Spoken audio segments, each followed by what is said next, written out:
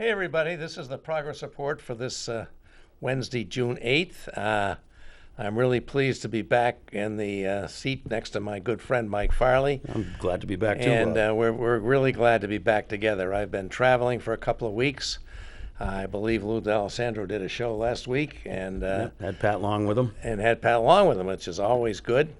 And I can say I've seen a great deal of this country from the windows of two great trains, the Sunset Limited from Houston to Los Angeles, the Southwest Chief from Los Angeles to Chicago. And it's a big country. These are classics. A lot of desert out there. I tell you, there's a lot of desert. And it's really, and then when you get back to New Hampshire, we're so lush and green. We are so rich with our water. We just don't really appreciate it. But that's another big issue we should talk about sometime. But today, this program is going to be about New Hampshire and its role in establishing a sound energy policy. And we have a wonderful guest to us to join us with that, and that's Kat McGee, who will be seeking her fourth term in the New Hampshire House, a prominent and I think a very contributing member of the Science, Technology, and Energy Committee, which I upon a time had the privilege of being the chair of, and I learned that this is a lady who can get things done, who understands things, who can work across the aisle, all the skills needed for a getting great results. So we're going to talk about that, and then everybody's thinking about energy because we're all aware of the prices at the pump and the prices for diesel. Well, I got a diesel, man, do I regret that now? But some of us, like our guest, has got a Tesla, like my daughter, so they don't care what the prices are at the pump because they don't have to go to the pump. But that's just one of the things. And meanwhile, my good friend Mike Farley, it's so nice to be back with you, Mike. Would you like to open up with anything? Well, it's good to be back. I had a tough month. A lot of folks were very kind and sent some kind words, and we'll just. I'm happy to be back here. Well, I would just like to say, Mike, I know you've had a tough month. You lost your son, who was a big part of our show. Yeah, people don't realize that. Back in the days when we were opening up, we were so proud to say we were the only show on this MPTS operation that had its own director, and your son was just a terrific part of our efforts here, and he kept us from slouching. He kept us, and he kept us on schedule too. He didn't welcome. We ran over. I remember that, but he was terrific, Mike, and so I just wanted to put that out there. Well, I appreciate that. A guy made many contributions, so there we go. But I brought some entertainment with me. That's good. Now I realize I'm sitting next to two very learned people talking about the topic that's in their wheelhouse, and I'm going to be woefully inadequate. So what do people? I brought kind of the other folks that don't really know so much about it. Gas prices, that's energy to us, So yeah. I brought a couple videos because there's been so much talk about gas prices. It's been politicized. Gas prices there's been some potential profiteering. There's a lot of complaints. But I found two videos, trying to keep them short. They're complimentary. They're about 2 minutes each. They complement each other, and they kind of hit the highlights of the factors that go into the price of a gallon of gas. Now, I know that we're going to get into energy policy, big picture, but I thought I'd try to bring it home to folks. I go to the gas station every Friday, and I'm putting more and more in the tank, same amount of gas, but more dollars. Yeah. So I thought we'd just, this might set up the conversation. We can talk about some of the things they say, but Brendan, if you do video number one, and then we'll come back. Yeah, hey Chris, let's show you the big board first here at the intersection of Kennedy and Howard. You can see $4.39 a gallon. That is, as you said, higher than the national average of $4.21 for a gallon of regular. Prices are going up so quickly that even in spans of under 12 hours, we're seeing a difference.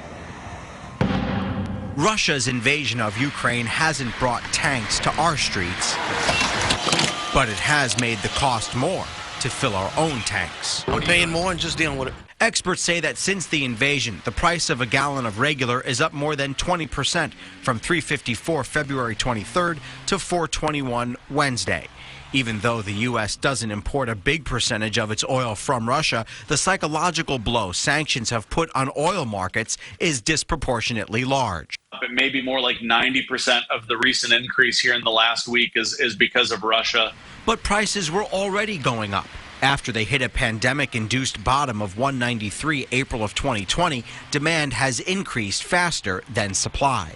There's very little any administration can do when gasoline prices are increasing because it's a reflection of the supply and demand dynamics around the entire world. And the United States is connected to the global oil market. Experts do expect the increase to slow down, with one saying to expect it to go up another 25 cents a gallon over the next 2 weeks. Though Florida can only investigate gouging if a state of emergency were in effect that directly impacts supplies, the FTC promises to keep an eye on it. It's no excuse to exercise excessive price increases or padding profits or any kind of effort to exploit this situation. One thing the U.S. can do is increase oil production. It expects to do that over the next 2 years by 1 million barrels of oil per day. The president also says the increases should make us all consider, the federal government consider more investment in alternative energy supplies, which they say would leave us less exposed to the whims of a dictator. Back to you. Yeah, that production, as you mentioned there, though, they're increasing the oil supply in the next 2 years. That's not going to do anything to bring those prices down at the pump anytime soon. All right, Evan Axelbank with... Everybody's talking about it. The price of gas in Texas has gone up 20 cents in the last week to an average now of $4.27 a gallon. And experts don't expect those prices to drop anytime soon. Yeah, so what's keeping the price of gas so high, and what will it take to change all of that? 6 News reporter Andrew Moore has been diving into these questions today. What did we find out, Andrew? The United States uses about 20 million barrels of crude oil a day. That's according to the Texas Alliance of Energy Partners. President Jason Modlin says in order to bring that price down, you need to increase the supply of oil, but there's still a couple of reasons that's not happening here in the U.S. President Biden announced his administration would release oil from the strategic petroleum reserves back in April, but according to Modlin, that oil is just now being released. So we haven't actually had the chance to see savings get to the pump as of yet. And there are also problems producing oil locally. Modlin says companies are still waiting for the Biden administration to lease out land in the Gulf of Mexico and other areas where they could potentially do additional drilling. Additionally, even if they had land to build new wells, there is currently a severe shortage of steel and pipe materials to build those wells. Modlin says he is currently lobbying for lawmakers to ease import tariffs so they can get these materials they need sooner. We do not have enough steel readily available to be able to drill new wells and bring them online. And so we have an artificial constraint that has been imposed by the previous administration and now continued with this administration that puts very high tariffs and very low quotas on importing steel. And on top of all that, there are a few other factors keeping prices high. The U.S. saw oil production slow down during COVID. Right now, we are still about 1 million barrels a day behind pre-COVID production. And finally, gas prices always increase in the summer when oil refineries are forced to switch to different summer blends in order to reduce emissions. So while oil may now just be being released and that could offset prices, there are still other factors we have to worry about. Hear more from Modlin about what we need to do to reduce those prices coming up at 6. Okay. I took off my jacket, Bob, because the air conditioning's down in here, and it's a little bit warm. So forgive me for being I'm more dignified than you. Well, I'm keeping my jacket I have on. just as much dignity as any man, but I don't want to get overheated. But anyway, we have a caller. We do have a caller, but let me just close out on these videos. This was just to show that the complementary. There's so many issues: steel tariffs, oil policy, supply and demand. So many things went into the cost of oil. To say like let's cut the gas tax and that'll solve the problem, it's kind of one-dimensional. And I'm sure that as we go through the show, we'll talk about that and many other energy policies. But let's take the caller. Hello, caller. Welcome.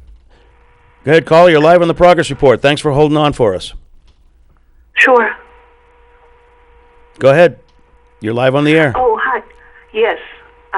I was just speaking of energy, would like to know if Manchester was any closer to having a train going south, because it would be so important as far as getting people off that highway.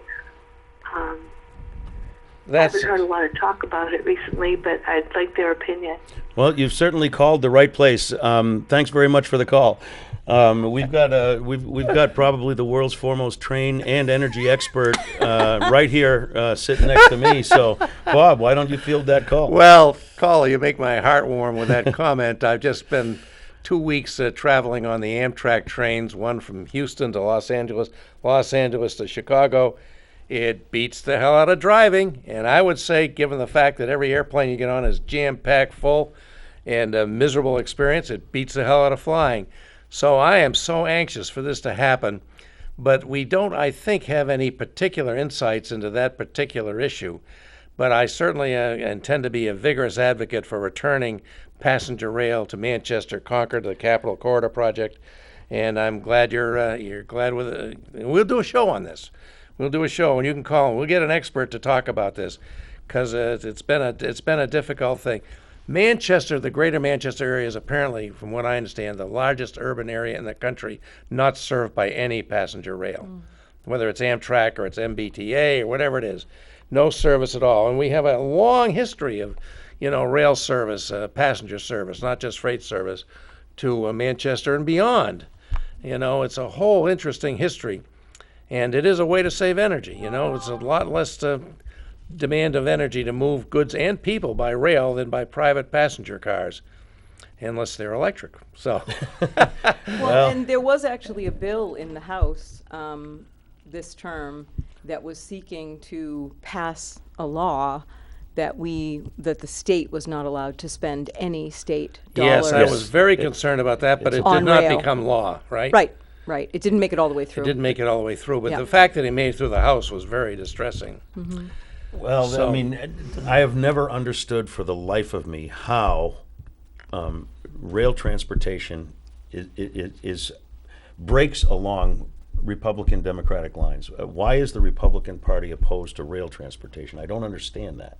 I don't think normal Republicans really. No, I mean the who you would think of as Republicans. Okay, traditionally. Yes, traditionally. I think we have a anti-government and more free stater strain that's been more of a voice in the House than it's been in the past. Well, a lot of people say, passenger rail doesn't pay for itself. You don't recover the costs through the ticket sales that passengers pay, but that we don't pay for all the costs of the highway system either. I mean, that's very much subsidized by massive amounts of tax, dedicated taxes, called the gas tax or the road fee or whatever they call it here in New Hampshire. Yep. So we've got that, and we have a great example of a great success. And one of the newest things in the Amtrak system is the Downeaster from, Boston to Portland and Brunswick, Maine. I've taken it a couple of times. I went up to Portland to have lunch and took the train. It was really, really neat. There has been some progress locally. I mean, they're doing the studies. They've gotten through the battles to fund. Again. Well, there are different levels of studies, Yeah. but the city of Manchester's identified areas where the intermodal terminal could be. They've identified layover areas. Yes, they have. We're moving. It's very slow. It's beginning to seem a little more real. It's like the hour hand of a clock, but it is moving along, and I'm certain that Bob, you'll be right there when they cut the ribbon. I hope so. With the conductor. I hope I'm lasting that long to do that. That would be an exciting it won't day. take that long, Bob. That's good to hear. So, Kat, you want to introduce yourself a little bit? I just adverted to your legislative career. Tell us a little bit about your background and the kind of things you're doing and hope to do. Okay. Thank you, Bob. And it's so nice to see you again. It's nice to see you. And my background basically is in program and project management in the software engineering field. That was my sort of most recent career. But I managed wide-scale enterprise projects at John Hancock Financial for years before I moved over to Skillsoft in Nashua. And so my background had technology in it, and not so much energy, but the project management piece.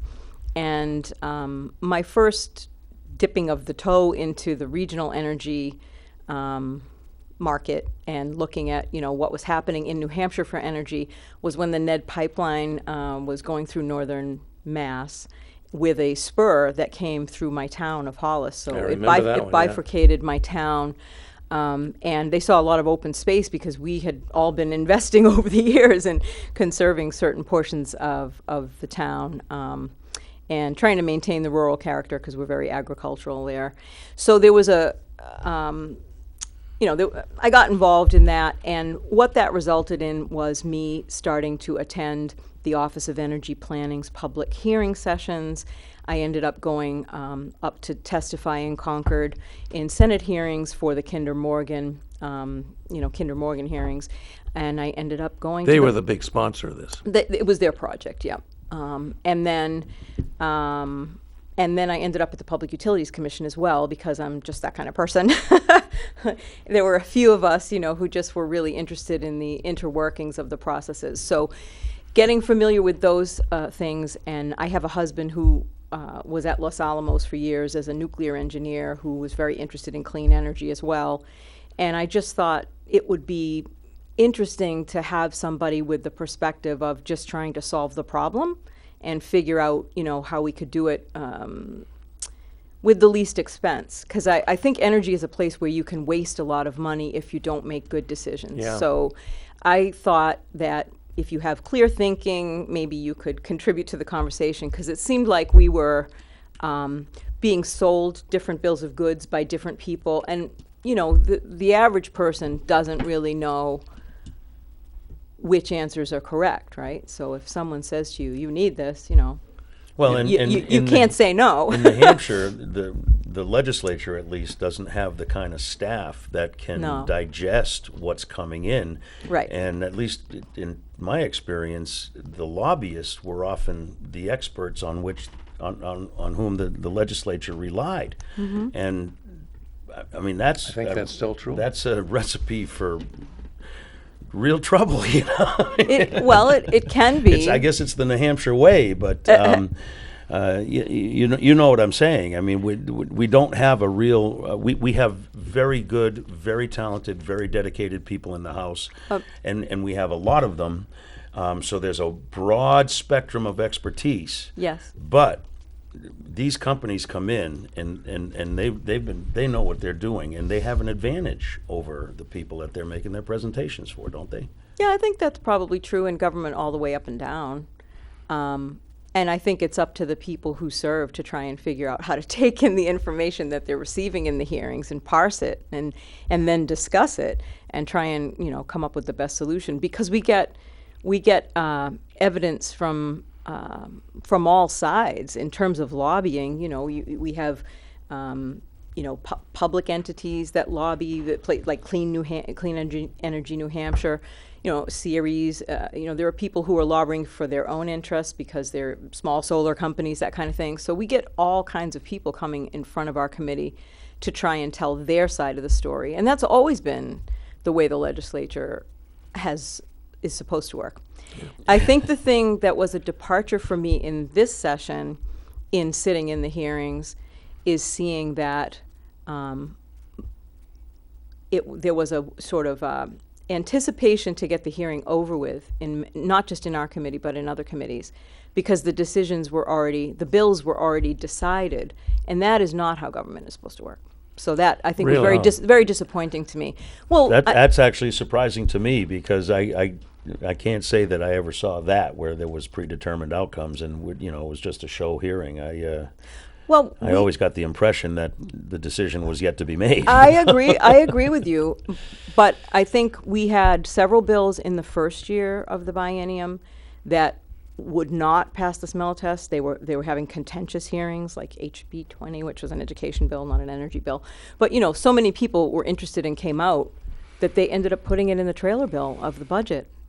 So they didn't let it go through the normal process, and they did that with several other bills, including the Department of Energy. Yeah. So we didn't get the hearings, and we didn't raise the questions. So, and a lot of people this time around were removed from committees if they weren't, voting the way they wanted them to vote. So that is not the way it's supposed to work. That cuts out that big, broad legislature that I was just talking about. I Right. mean, if they can't exercise the expertise that they have. Yeah. Yeah. But that's kind of an aside. I mean, that's not really the topic we're talking about. Right. That's process. Well, to kick off on the videos you provided, Mike, and thank you again. It's all about, everybody's talking about, when they think about energy now, they're thinking about the cost of gasoline, or in my case, diesel, which is even worse. And we're thinking about that, and the question is, can the Biden administration do anything about this? Can the New Hampshire legislature do anything about this? And so that's a question I got for you, Kat. And the other one is, everybody's so concerned about the price of gas, but there's also the desperate need to reduce our reliance on fossil fuels to deal with the climate crisis. That's another whole thing that seems to not get mentioned Which much solves in this. both problems. Yeah, It does. yeah. And it also is the reason that the externalized costs of that fuel will be coming into play, which is why people were trying to figure out how to diversify their energy portfolios in the first place. The whole idea is doing nothing is not much of a strategy, because we know that it's going to get more expensive to use fossil fuels. We know that those costs are going to increase because the rest of the world is already starting to price carbon, and part of the reason that they're doing that is because they understand that the damage that's happening in the atmosphere is something that we're all going to experience. So those costs are going up. And so I think from a legislative standpoint, it's really our duty to the public to try and figure out how to responsibly diversify the portfolio, right? Figure out how are we transitioning each of these sectors, because they're sectors. I mean, it's a project. So you could split it up and you could say the housing sector, tough nut to crack, right? Businesses, where most of our emissions come from, followed closely by our transportation. We decided, I think Sununu's first term, he decided that New Hampshire would not participate in the Transportation Climate Initiative, which was another regional initiative like the Regional Greenhouse Gas Initiative, which is our little cap and trade program. That's Reggie, right? That's Reggie, yeah. How is Reggie? I don't mean to interrupt, but Yeah, no, it's fine. Reggie's been around a while. Yes. Success, failure. Is New Hampshire still participating? It's a Have we pulled out of it? resounding success that we are not allowed to take full advantage of. So when the bill first passed, I think the lobbyists who were in favor of the fossil fuel industry and would love to have seen it killed, they realized it had so much momentum that it was going to pass. And actually, John Mann, on our committee, Representative Mann, was there and tells this story all the time in our committee. So you can go, if you have nothing to do, onto YouTube and look up our channel, and you can watch John tell this story. And he overheard the lobbyists talking in the House of Representatives when there was a hearing on Reggie, and they said, we're not going to be able to stop this, so what we'll do is we'll come up with a rebate program. And that's what they've done ever since, and they've stopped all of our efforts, and when we were in control, we did pass a bill and it was vetoed. So we have tried several times to say, the first dollar of every credit is what goes to energy efficiency. The rest of the money, they give it back to everybody. And when you disperse it over that many customers, nobody feels it, nobody knows it. 38 and cents. all of the money that we're supposed to be it's investing. pennies a month, yeah. Right. So we could be investing millions more a year in energy efficiency, and that wouldn't cost us anything because that money's already coming from businesses. We're in right? that little economy that Reggie created. Yep. So we get the money, and the money has been growing significantly. Yeah. We had 14 million one of the first years I was in when you were the chair. And then the last Reggie auction, it was like 21 million. So we are getting substantial chunks of money, and very insignificant portions of that money are devoted to energy efficiency, which was the point. The point was to try and find money for states so they could get an advance on investing. Yeah. And we haven't done it. And energy efficiency is the lowest of the low-hanging fruit. And the best ROI. It's the best way to lower energy costs. Not. I've sat next to him long enough to know that. Yeah. I mean, it is the one with the least external cost and no emissions, nothing like that, and the best return on our investment to lower energy costs. And lower demand. Yeah, and lower demand. Right? It will lower what we have to bring into the state, because those dollars, when you lower someone's energy consumption, it's permanent. And John Mann also says that all the time. So I'm going to give him credit. He was a real energy efficiency hawk, and we're Yes. going to miss him. You know, I was interested to hear you say, about the activity of people representing the interests of the fossil fuel industry in New Hampshire. I think a lot of people out there might think, well, they may tell the Texas legislature what to do, or Right. Oklahoma, or places in the oil patch, but that they have this much power to dictate some of our policies in the state of New Hampshire has got to seem kind of shocking. But I guess they really do. Yeah. Well, I think, there have been documentaries about the fact that I think some folks in the fossil fuel industry, like famously the Koch brothers, decided a long time ago it was cheaper for them to sort of invest in this side of it, right? So they have organizations that affect every legislature. There's only 50 of Yeah, them, yeah, right? yeah. So it's not that hard to set up an organization that does all this. They run conferences, they provide glossy pamphlets. They have a pseudoscience organization called the Heartland Institute that Yep. gives people alternate information. I when I was in the whole world. I got these things mailed to me all the time. Yeah. I never got that $500 to $1,000 check, which is like $1 million to a state rep, Kate. I was shocked when I you know. saw their stuff in my mailbox at the legislature. Yeah, yeah. I was like, how can they do this? And they're like, it's a free country. It's like, yeah, but, Yeah. yeah, but. One of the things they did a year or two ago is they realized that the Intergovernmental Panel on Climate Change, who was coming out with tons of stuff saying it's worse than we thought. We're getting, stronger reports now, and it's a red alert. Like, they're doing everything they can It's accelerating. to make it simple words. Like, you don't have to read the whole thing. It's bad, So what the Heartland Institute decided to do was create the NIPCC. Totally made up. So now they quote another organ. And it's very hard to live in a world where there's an alternate reality. And we have to admit that in New Hampshire, we have people very close to the in the Sununu family that are part of this effort. I don't know whether the governor is, but he certainly has siblings that are, a sibling that is in particular. And so this is really pretty distressing. Why are you holding back, Bob? Well, We can name names. I mean, it's in the public records, right? I mean, we Yeah. have lobbying organizations that were coming in front of us not too long ago with a couple of his brothers were involved. One of them used to testify in front of us quite a bit, Michael, and I think James was also part of the board of NERA, which they've changed their name now, so now they're a different organization. no, they're not the New England Ratepayers Association No, anymore? and it's a new acronym, and And they're seen still Mark as Brown, opaque about their funding and their Yeah. where their directions are being called on them New as they England ever Rate- I were. remember the New England Ratepayers Yeah. Association. Yeah, they sounded like an organization that was in On the up favor and of up. Yeah. cutting rates for Well, consumers. you may remember and- the organization I was once part of called the Campaign for Ratepayers' Rights.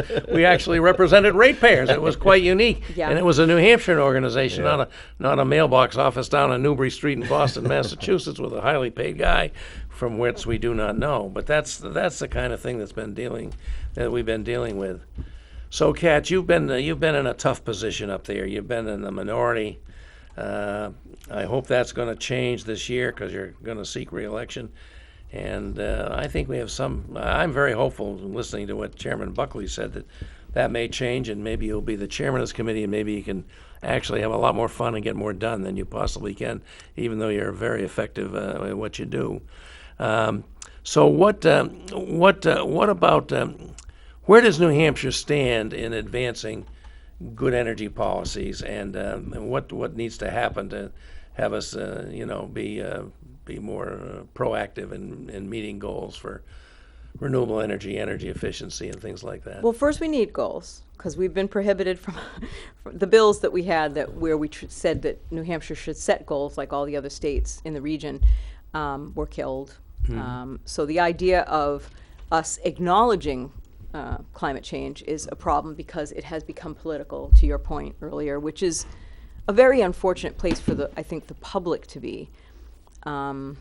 So what I would say is when I started paying attention to New Hampshire's energy policy, the Office of Energy Planning had a very clear way of discussing the portfolio pie. And they would say, this much is oil, this sliver is coal. These are the things we're working on in order to reduce our emissions and change the composite of that pie.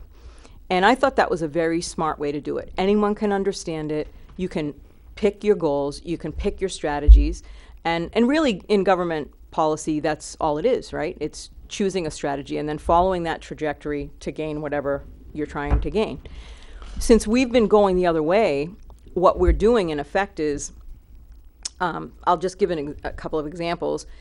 So we had a multi-pronged approach, but we're very incremental in New Hampshire. We don't do big things, right? People try to do big things, but in general, most of what we do is with caution, which is fine. But you do need to set a trajectory and then keep it instead of, pulling it back and not letting it work. Yeah, I was going to say, you set the plan until the plan changes. You make Right. whatever progress you can get as fast as you can until the plan changes or someone else kills the plan. That's right. But you'd have to have similar goals, right? So, so I'll just follow through with that thought. So this year, net metering is one way that people get credit for their own local generation, right? Self-generation. Self-generation, right. Promotes people putting solar panels on their house. So it's independence, it's lowering demand, it's distributed energy closer to where you are, so your overage can just go through the distribution line, doesn't have to use the transmission lines. So there have been all these arguments on our committee, as they always are. Are we using the transmission lines? Are we not using the transmission lines? Do people get credit for the avoidance of the, so it gets really complicated. But the fact is, there's been a rate case at the Public Utilities Commission for several years, and we've been awaiting them telling us officially what the value of DER is, like taking all of these complex pieces. What's DER? Oh, I'm sorry, distributed energy resources. Okay, and that's where these individual solar panels on houses combine to form a supplemental grid. Yeah, as it opposed to having a makes major the power whole plant. system more robust. You don't have to rely on the transmission network for it, and you lose a lot of electrical energy Line loss. transmitting Yeah. on the transmission lines. I was amazed to find out how much you do. It's Oh, a yeah. very It's leaky huge. system, isn't it? That's one of the major reasons that nuclear power is not very economic, in addition to its thermal inefficiency. 'Cause it has to You're get supposed to be places, sited yeah. away from big population centers, But it's still which gotta means get you have there. to transmit it, and you lose a lot of the juice in the Yeah, transmission. I was shocked to find out how little Yeah. actually gets through the transmission lines. It leaks a lot. Yeah. If our plumbing you was got like that. that, we wouldn't tolerate it. Well, so if you looked at that pie again, right, the amount of renewable energy that we've invested in and that we have going is very, very small. We moved to close our biomass plants recently. And we had a lot of the wood industry, the forestry industry. We had a lot of people talking to us about how that was going to upend the economy that comes from forestry, and it also will make our forests less safe for when we get drier and warmer. We do have a lot of water here, but that doesn't mean that there aren't parts of the forest that might be susceptible to the No, same we- kind of we've wildfires, had right? forest fires we just this have year. them, yeah. So I think it's all connected to our environment, and so closing those plants that are using those products, and that's local, right? That's money that doesn't go out of the state, stays in our economy. That was a big decision, and that was the Nunu's decision. He lobbied his party to make sure that the biomass bill that we were trying to pass didn't pass. And so what ends up happening is the discussion always becomes, we don't want to subsidize anything.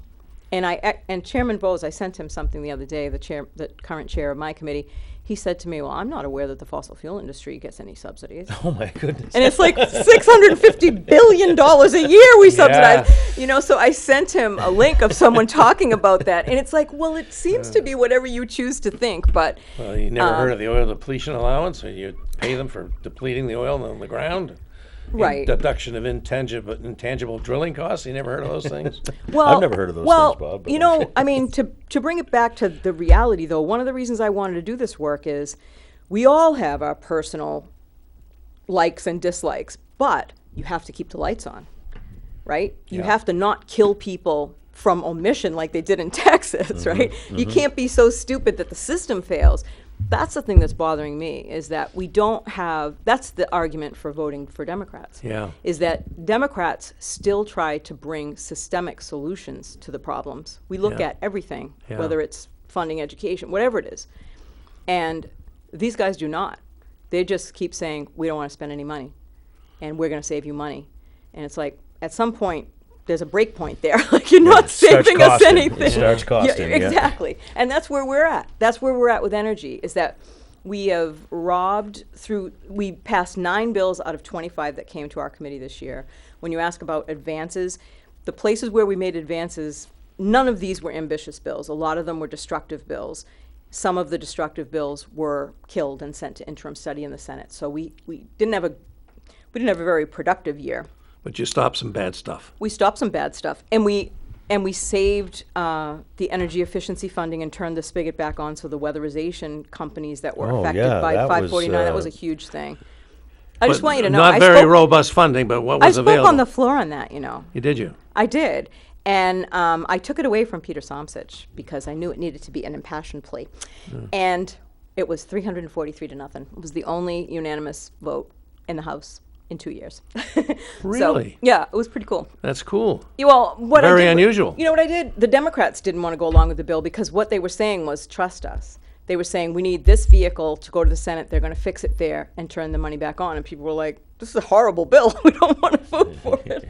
So I had to convince the Democrats that we needed to do this to save these industries because we had to turn the spigot back on. That was the problem, was that the money just dried up. And even the utilities were like, you know, we can't. And again, that was all energy efficiency, the lowest hanging fruit of all the low hanging fruit. They didn't want to spend any more money on energy efficiency, and that's what the report recommended. So they just that's the one pulled it place to a halt. Where New Hampshire had, not sufficiently, but at least to some extent, established a goal. It's called the Energy Efficiency Research. It did establish a goal, and it was to be reevaluated every 3 years. If we met the goal, can we increase the goal so we have more money for energy efficiency? And that means people can weatherize their houses, and they can take other steps that help save money. It's not just about, you know, cutting carbon And it emissions. saves the constituents money. It saves the constituents money, and it saves the whole the energy economy money. So the whole economy money on the energy front, and it was a terrible thing. Was it a year and a half ago, led by Chairman Vos of the committee now under the Republican leadership, as it has been during this last couple of terms. He led a group of 14 members of the House, all the Republicans on the Science Technology Committee, to the right to the PUC. We can't afford to enact the new recommended program for the energy efficiency resource standard because there's a pandemic on it. Is that how that decision was made? Yeah. You know, I mean, I didn't realize. I can give you the straight skinny because I led the letter that went after that from the Democratic side. I didn't wait a week. I mean, you were we right circled there. the wagons. But what was interesting was that the group that you mentioned that puts together the report every 3 years. I'm on the EASY board now. It was a subcommittee of the EASY board. That's the Energy Efficiency and Sustainable Energy Board, which has been established by statute and recommends things to the legislature, among other things. But this year, last year, one of the bills that they passed was to limit what the EASY board is now responsible for. So we're not, even though we're a stakeholder group that has expertise and had charges in terms of making recommendations around energy policy, they've kind of taken that away. So they've defanged the EASY board as far as. Oh dear. Yeah. I did not know that. Yeah, they don't. Well, and what I was going to say is that was a very professionally done thing, as many of our stakeholder efforts are. They hired an economist. All of the economics of the investments that were being recommended to the Public Utilities Commission were quantified. And instead, they took a letter from some people that said, COVID. Yeah, can't do it because of COVID. COVID means you're going to shoot yourself in the foot and not lower energy costs for everybody through this program, which it will. We also have a chair now over at the Public Utilities Commission who's from Manch, I believe, right? Yeah. And Dan Goldner. Yeah. He never had any experience in energy at all. None. And so he was a political appointee, basically, and he has made some very interesting determinations. Yeah. So, we're in a strange time because even though we're not a state that spends a lot of money, to your point, we don't have staff, we make $100 a year, there was a lot of professionalism, I thought, in the way that many of our larger sectors were handled in terms of the way the state approached them. And we had also a lot of longstanding members in the House that knew their stuff. Don't misunderstand what I was trying to say. No. And I think I prefaced it by saying that there's a tremendous amount of incredible expertise Yep. in the House of Representatives. I was continually amazed at how much knowledge, institutional and otherwise, there is there. But nevertheless, in other legislatures where they get a salary and they can devote more time to this, don't have to worry about putting food on the table, for $100 a year. Yep. They also have very robust staffs. Every representative has a team Yep. that can run these things down. But in New Hampshire, we don't do it that way. We've managed to get by incrementally, and that's the only point I was trying to make. I was not trying to denigrate the work that's done, because the work that's done is actually remarkable given the limitations. That's true. And when Bob called me, he was like, "I'd like you to come and talk with us about where we've gotten in terms of our goals." And the first thing I thought of is we don't have any goals. And with my background, it's like if you don't have a plan, that's a plan.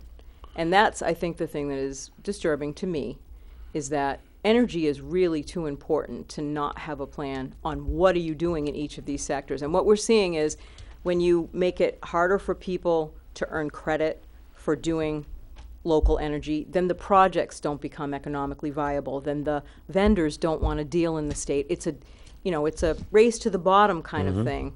That's what we're seeing in the policies. And you can't really go into the details. People don't really want to know the details, but they've been very destructive. And so we're not getting anywhere. Yeah.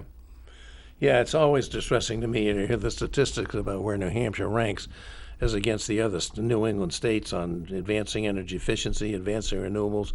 There was a time when we had several national solar companies really anxious to do business here. Sunrun and Solar City. Yeah, and we discouraged them. They've gone. Yeah. And even the leading solar company, I guess, in the state now is probably Revision, but they're basically a Maine company. They're doing much more business in Maine than they are here, even though we've got some excellent people here working for them, like Dan Weeks. It's very distressing to see us falling behind. No, and you want to develop a market. You don't want companies pulling out. You want companies coming in. The competition will help drive down the cost. Yeah. Yeah. And these are jobs that people want to do. They feel good about these jobs, installing solar. That's Right. people. And ironically, when these same people talk about energy policy on the federal level, they complain, lack of a plan and look at the action. But yet, when you literally have an opportunity to make the plan here, Right. you punt. Yeah. Well, there's one more thing I would bring up if you want, if you don't mind. I don't mind. Well, I know you worked on a subcommittee that you had me come and speak to about having a Department of Energy. And Yep. the folks on that committee came down on the side, the governor's folks and the people from OSI, they came down on the side of we don't need one. And then the next year when we weren't in control anymore, then it got put into the budget and passed. And I think the thing that's disappointing to me is that they, like the government under Trump, they've removed all references to climate. In other words, there's no ambition there to actually do what a modern 21st century energy policy is. They should be leading that, but instead they're more administrative. So they're administering federal funds, and they're doing the mandatory business, but nothing more. Yeah. And so, that's what we're getting. Yeah. Which is unfortunate. I kind of repent of my advocacy for the Department of Energy. I thought I would do better than that. I was a skeptic. But you were. I said, skeptic. consider the source. But someday we'll have a different governor, and someday we'll have I think this Department of Energy can someday do the job we would want. We used to have the Office of, what was it called? Energy planning? Energy and Planning. Yeah. And then they changed that so it wasn't OEP, OSI. Office of Strategic Initiatives. We didn't have any government agency in the state of New Hampshire that was about energy, really. Or strategy. Yeah. Just and want to say, energy. It's only an acronym. Energy is absolutely central to it's been central to needs of our, well, it's Well, essential. look at what It's essential. consumers have to put up with, commercial and residential consumers. We pay the highest rates of anybody else. We're at the end of the pipeline. Well, we don't pay. As you said, no plan is a plan. We don't pay the highest electric rates. There's a lot of mythology about that. But the rates in this part of the country have always been high. Yeah. But the answer to that, and I've said this many times, and Kat's heard me say it too, let's not focus on the rates. Let's look at the bottom line on the bill. If the rates are high, but you're using less energy because you promoted and installed energy efficiency, you will accept those high rates because your bill's going to be less. Yes. And that's where this thing just falls apart. In my case, the rates are high and the bills are high. Well, yeah, you got the best and worst of both worlds. We So can't do. I'd like to improve a little bit. I mean, on even with excellent, competent people like Kat in position in the legislature and the PUC, we can't do much about the rates. The rates are really set by the PUC based on a certain formula. We can't do much about that, whether it's gas or electric. But we can certainly do something about the bills. Aren't the rates related to the market? And doesn't more supply, doesn't more competition? Are you telling? I mean, are we doomed? The rates will do nothing but go up. That's all that can happen. Well, it is related to the market, but it's also related to what we were talking about before, which is part of the reason that gas is as inexpensive as it is that its externalized costs are not baked in. Yeah. In a lot of the other energy sources, you do have stuff baked in. So, nuclear power, for example, when those plants, because they're so heavily regulated, they have to build in decommissioning costs and, emergency planning and all these other things. You don't have that in the oil and gas industry. If they have an accident, they just take it as a cost of doing business, but it's not something that's in their costs. So they're being held artificially low, but that's not going to continue, which is all the more reason that we should be coming up with a plan to figure out how to become more diverse. And we're losing time, I think. Several years ago in the mid-'90s, we moved away from a monopoly utility structure, vertically, generation, transmission, just all a monopoly structure. And we did deregulate and turn the generation structure over to the marketplace. And the generation rates have fallen dramatically. But the rates that we pay haven't fallen because the transmission costs are soaring as we try and get the power from these diverse plants around the region and outside the region. We're also making policies that are holding back the competition of that market to be fully integrated. And I think that's what a lot of the bills that you'll see Clifton Below and people they're trying to get to the next phase of, we deregulated, but there's more that's needed. You have to look in a more innovative way at how your market is structured. And we're not doing stuff at that level of sophistication, I'm afraid to say. It's just not like that. So people are kind of left on their own. And I'm not for every man for himself. I'm not for that, Yeah. They can tell you they're going to lower their rates, but they don't have a plan to do anything. Yeah. So I wouldn't believe it. yeah, that's right. Well, in the meanwhile, we're moving to, there's a phrase now that's come out, beneficial electrification. Yep. That's quite a surprise to me. I thought, electric heat was the ultimate wasteful use of a very high quality source of energy. But now people are again installing electric heat, and it's highly more efficient. And obviously, we're moving the transportation sector to more electrification. Electric vehicles like the Tesla you proudly drive, I'm sure. I hope you like it. My daughter loves hers. Lovely. And but that electricity that those electric heat units, the new, as efficient as they may be in Tesla with those great batteries, you still have to plug into something. So yes, you need a clean source or cleaner sources. Yeah. The Bow power plant. The beauty of that is you can plug it in at night when the demand is otherwise low. So you're not going to really stress out the system by plugging it in. The system we have can charge up those Teslas, and a lot more than we have on the road now can be charged without increasing any demand in the system, because most people are going to charge, not all the time, but generally speaking, they'll be charging them up at night. And I'm going to go home and plug in in my garage. It's very convenient. Is it a fast one or just a regular outlet? It's just a regular charger, but it's not, I don't expend enough of the battery that when I go home I can't just plug it in, and when I go in the morning it's fully charged. It's, great. It's fast enough. Let's put it that way. Fast enough. Well, assuming you're going to get reelected, which I devoutly hope, what are you looking forward to? What's going to be the agenda if you get elected and you become chair Oh, geez, that's a leap, skip and a jump, but I don't think it's much of a jump. All you got to do is get the majority, and you got it. I hope. you, Bob. But in any event, what are you looking forward to? How would you make things better in the next session than they've been in the ones you've been soldiering on to defend things? I started to talk about some things that we did accomplish, and it wasn't from the House side; it was from the Senate side. So I'll start there because. There is a regional effort for the offshore wind project in the Gulf of Maine that New Hampshire will participate in with Massachusetts. So those 3 states would be the primary recipients of that energy because really, like you were saying, can't go any further. And so the plan is, I think, for that to come onshore in Portsmouth. There's been a lot going on. There's been a BOEM working group going for some time. Our committee... BOEM is Bureau of Offshore Energy Resources or something, yeah? Yes. Yeah. And our committee has been like mushrooms in the dark, like we don't get a lot of information from anybody.